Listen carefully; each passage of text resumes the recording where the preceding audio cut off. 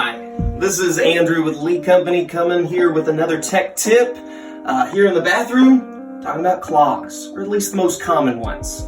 So at the sink or at your tub, most common thing, hair. That's what clogs it up, goes down the drain, creates a basket, catches everything, creates a clog over time.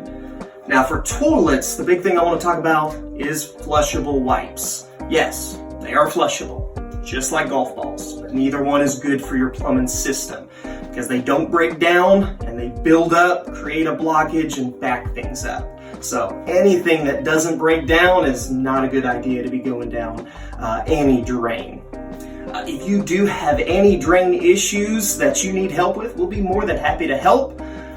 But other than that, thank you for choosing Lee Company, and I hope you have a great rest of the day.